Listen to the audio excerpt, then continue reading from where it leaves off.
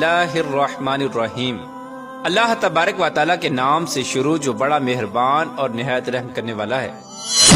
پیارے دوستو، جب اللہ تبارک و تعالیٰ نے حضرت آدم علیہ السلام کو اپنے دست قدرت سے تخلیق فرمایا اور حضرت آدم علیہ السلام کو تخلیق فرمانے کے بعد جنت میں داخل فرما دیا، اور ادھر شیطان مردود جس نے حضرت آدم علیہ السلام کو تکبر کی وجہ سے سجدہ نہ کیا، اس کو اللہ تبارک و تعالیٰ نے ہمیشہ ہمیشہ کے لیے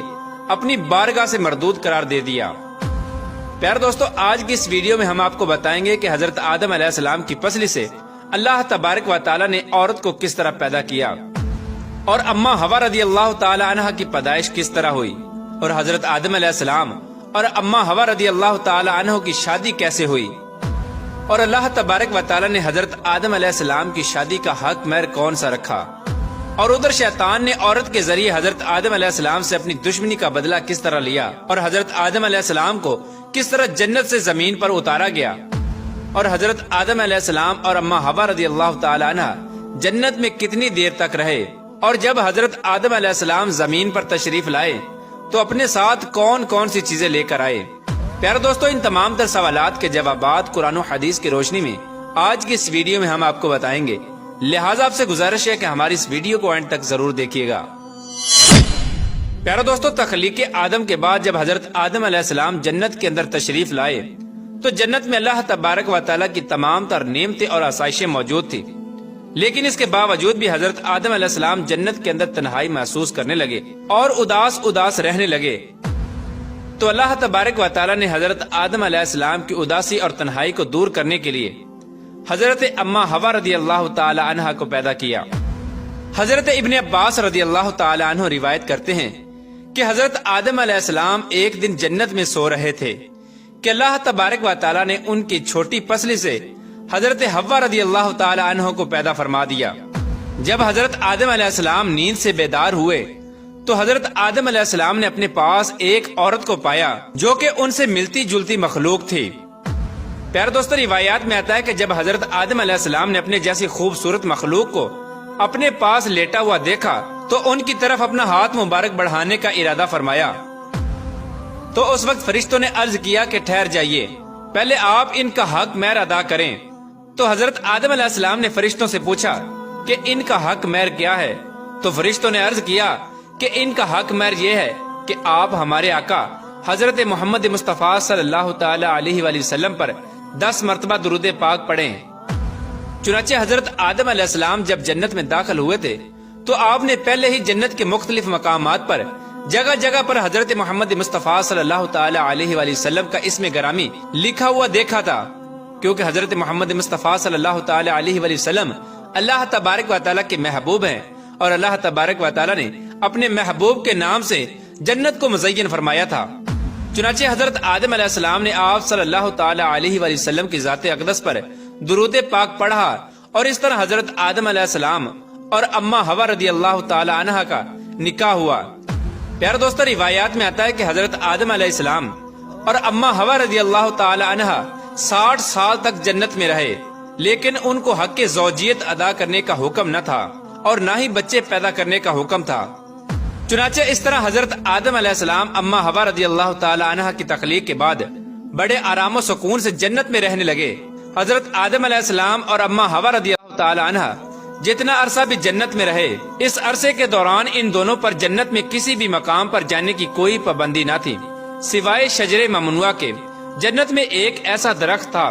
جس کا پھل کھانے سے اللہ تبارک و تعالیٰ نے منع فرمایا تھا۔ جیسے ہی اللہ تبارک و تعالیٰ نے حضرت آدم علیہ السلام اور اماں حوا رضی اللہ تعالی عنہ کو اس شجر ممنوعہ کے قریب جانے سے منع فرمایا تو ادھر شیطان مردود کو حضرت آدم علیہ السلام سے بدلہ لینے کا موقع مل گیا۔ چنانچہ شیطان مردود حضرت آدم علیہ السلام سے بدلہ لینے کے لیے دن رات کوششیں کرنے لگا۔ شیطان مردود کی شدید خواہش تھی کہ حضرت آدم علیہ السلام اللہ تبارک و تعالیٰ کی نافرمانی کریں اور سزا کے مستحق قرار پائیں۔ پھر شیطان مردود نے ان دونوں کے دلوں میں وسوسے ڈالنے شروع کر دیے تاکہ ان دونوں کی شرم گاہیں جو ایک دوسرے سے پوشیدہ تھی وہ بے پردہ ہو جائیں۔ پیارے دوستو، روایات میں آتا ہے کہ حضرت آدم علیہ السلام اور اماں حوا رضی اللہ تعالی عنہ کا لباس جنتی لباس تھا اور ان دونوں کے سروں پر تاج بھی تھا، اور ایک دوسری روایت کے مطابق حضرت آدم علیہ السلام اور اما ہوا رضی اللہ تعالی عنہ کا لباس جنتی درختوں کے پتے تھے جن سے ان کا ستر ایک دوسرے سے پوشیدہ تھا۔ اب شیطان روز ان دونوں کے دلوں میں یہ وسوسہ ڈالتا کہ وہ شجر ممنوعہ کے پاس جائیں اور جس پھل سے اللہ تبارک و تعالیٰ نے ان دونوں کو منع کیا ہے وہ پھل کھائیں۔ چنانچہ شیطان ایک دن حضرت آدم علیہ السلام اور اما ہوا رضی اللہ تعالی عنہ سے کہنے لگا کہ تمہارے رب نے تم دونوں کو اس درخت کے پھل کھانے سے اس لیے منع کیا ہے کہ کہیں تم لوگ یہ پھل کھا کر ہمیشہ ہمیشہ کے لیے زندہ رہنے والے نہ بن جاؤ یا کہیں تم لوگ فرشتے نہ بن جاؤ۔ چنانچہ شیطان کی یہ شیطانی باتیں سن کر حضرت حوا رضی اللہ تعالی عنہ سوچنے پر مجبور ہو گئیں کہ آخر کار اللہ تبارک و تعالیٰ نے ہمیں اس پھل کھانے سے منع کیوں فرمایا، جبکہ جنت میں اور کسی بھی مقام پر جانے سے یا کوئی بھی چیز کھانے سے منع نہیں کیا گیا۔ شیطان مسلسل حضرت اما حوا رضی اللہ تعالی عنہ پر وار کرتا رہا اور پھر آخر کار شیطان مردود کی کوششیں رنگ لے آئیں۔ شیطان مردود نے حضرت حوا رضی اللہ تعالی عنہ کو پھل کھانے پر راضی کر لیا۔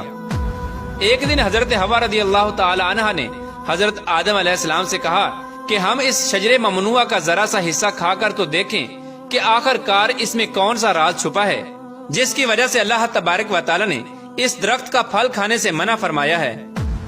شروع میں تو حضرت آدم علیہ السلام نے مکمل طور پر حضرت حوا رضی اللہ تعالی عنہ کو اس درخت کا پھل کھانے سے منع فرما دیا، لیکن پھر حضرت حوا رضی اللہ تعالی عنہ کے مسلسل اصرار پر حضرت آدم علیہ السلام بھی اس پھل کو کھانے پر راضی ہو گئے۔ آخر کار حضرت آدم علیہ السلام اور حضرت حوا رضی اللہ تعالی عنہ اس شجر ممنوعہ کا پھل کھانے لگے۔ ان دونوں نے ابھی پوری طرح اس پھل کو چکھا بھی نہ تھا کہ ان دونوں کی شرم گاہیں ایک دوسرے پر ظاہر ہو گئیں۔ اس وقت حضرت آدم علیہ السلام اور حضرت حوا رضی اللہ تعالی عنہ بہت پریشان ہوئے اور اپنی شرم گاہوں کو چھپانے کے لیے جنت کے پتوں کا استعمال کرنے لگے تاکہ جنت کے پتوں کے ذریعے وہ اپنی شرم گاہوں کو چھپا سکیں۔ جیسے ہی ان دونوں نے اس شجر ممنوعہ کا پھل چکھا تو اللہ تبارک و تعالیٰ نے ارشاد فرمایا، کیا میں نے تم کو منع نہیں کیا تھا کہ اس درخت کا پھل نہ کھانا اور شیطان کے ورگلانے میں نہ آنا، یہ تمہارا کھلا دشمن ہے۔ اس وقت جب حضرت آدم علیہ السلام اور حضرت حوا رضی اللہ تعالی عنہ نے اللہ تبارک و تعالیٰ کا یہ پیغام سنا تو خوف الہی کی وجہ سے کانپنے لگے۔ اس کے بعد اللہ تبارک و تعالیٰ نے حضرت آدم علیہ السلام کو اور حضرت حوا رضی اللہ تعالی عنہ کو زمین پر اتار دیا، جیسا کہ اللہ تبارک و تعالیٰ سورہ اعراف کی آیت نمبر 25 میں ارشاد فرماتا ہے، اب تم دونوں ایک خاص مدت تک زمین پر ہی رہو گے جہاں تم ایک دوسرے کے دشمن ہوگے اور وہاں ہی مرنا ہے اور اسی میں سے پھر پیدا ہونا ہے۔ پیارے دوستو، روایات میں آتا ہے کہ حضرت آدم علیہ السلام کو ہند میں اتارا گیا جبکہ حضرت حوا رضی اللہ تعالی عنہ کو جدہ میں اتارا گیا۔ جیسے ہی یہ دونوں زمین پر تشریف لائے تو ایک دوسرے کو ڈھونڈنے لگے لیکن ایک دوسرے کو تلاش نہ کر پائے۔ روایات میں آتا ہے کہ جب حضرت آدم علیہ السلام جنت سے زمین پر تشریف لائے تو آپ کے پاس حجر اسود اور جنت کے پتے بھی تھے جن کو انہوں نے زمین پر پھیلا دیا۔ حضرت ابن عباس رضی اللہ تعالی عنہ سے مروی ہے کہ حضرت جبرائیل علیہ السلام حضرت آدم علیہ السلام کے پاس تشریف لائے اور گندم کے 7 دانے اپنے ساتھ لے کر آئے۔ حضرت جبرائیل علیہ السلام نے اس گندم کے دانوں کو حضرت آدم علیہ السلام کو دیا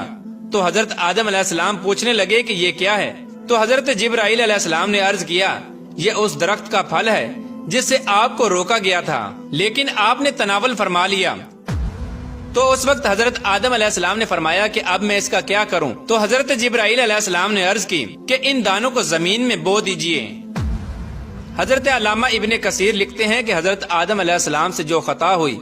تو حضرت آدم علیہ السلام اس خطا کی معافی کے لیے اللہ تبارک و تعالیٰ کی بارگاہ میں ایک کثیر عرصے تک روتے رہے اور اللہ تبارک و تعالیٰ سے اپنی خطا کی معافی مانگتے رہے۔ چنانچہ ایک دن اللہ تبارک و تعالیٰ کو حضرت آدم علیہ السلام کی گریہ زاری پر رحم آیا تو اللہ تبارک و تعالیٰ نے حضرت جبرائیل علیہ السلام کو حضرت آدم علیہ السلام کی طرف بھیجا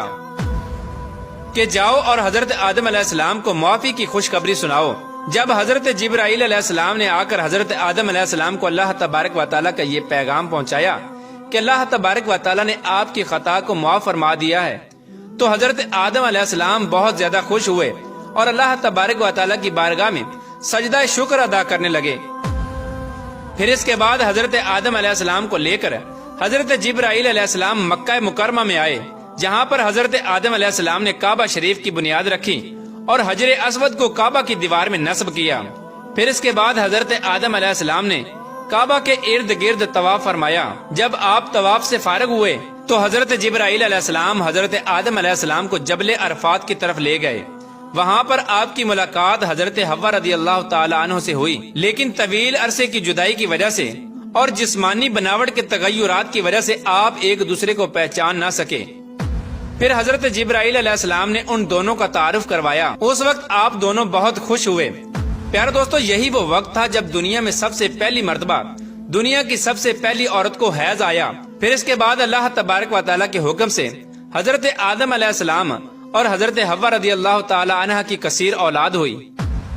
پیارے دوستو، اس طرح شیطان مردود نے جنت کے اندر